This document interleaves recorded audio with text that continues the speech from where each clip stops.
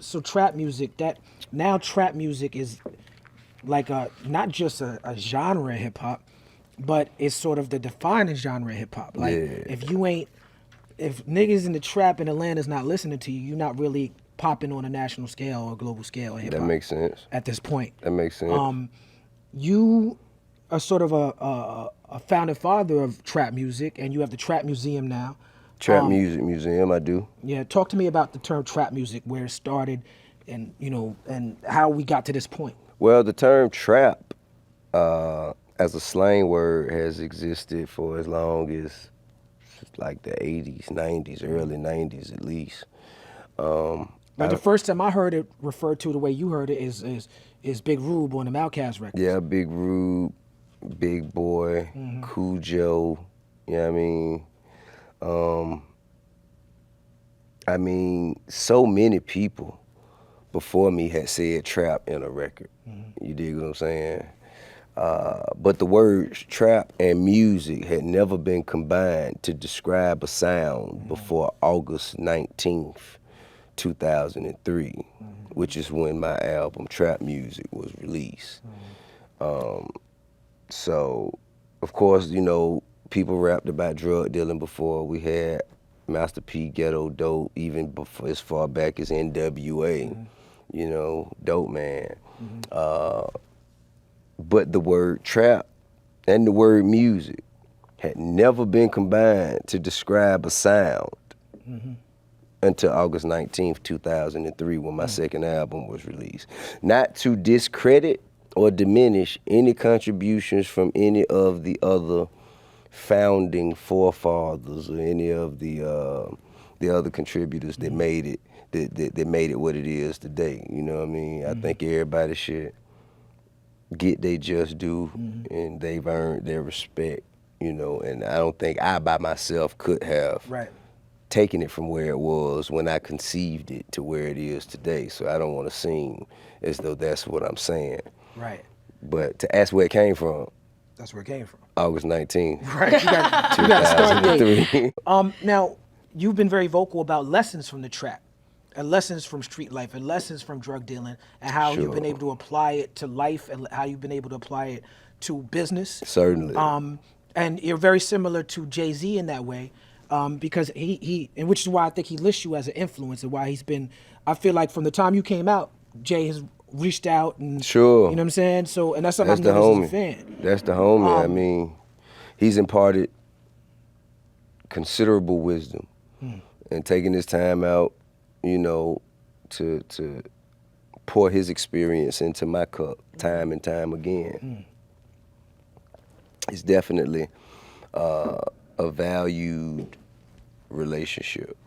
You know what I'm saying? I consider him somewhat of a mentor. Trap music has been criticized for glorifying some of the worst elements. Not that much. Jesus. Goodness. He's trying to get you lit.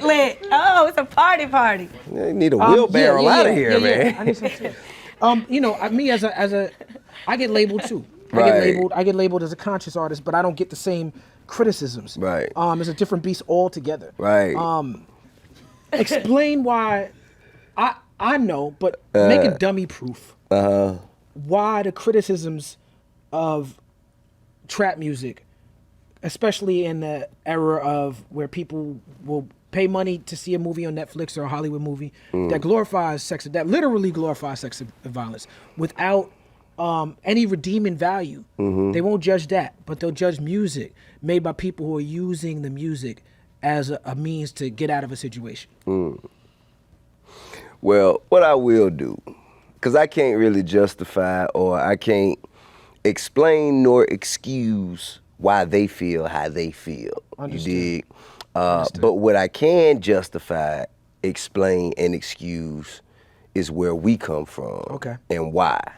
Of course, it's been criticized. I understand that people don't understand it. However, we are refugees of the war on drugs.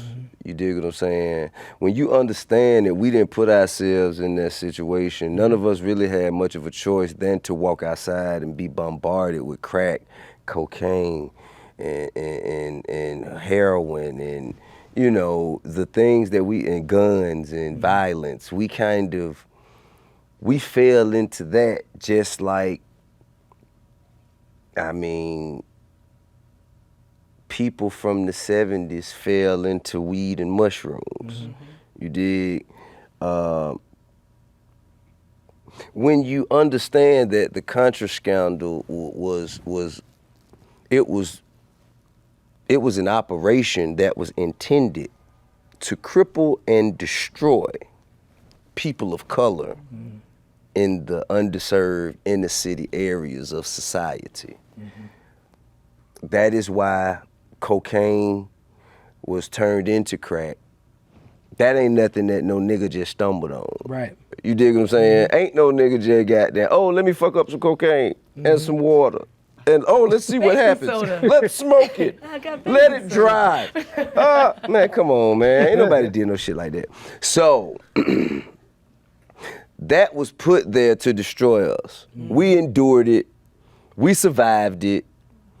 And this is our celebration. Exactly. Look at us as war veterans, okay? Veterans of the drug war. Yeah, veterans of the war on drugs. If we went out to Iraq, I'm sure there were heinous things we had to do to survive in order to make it back.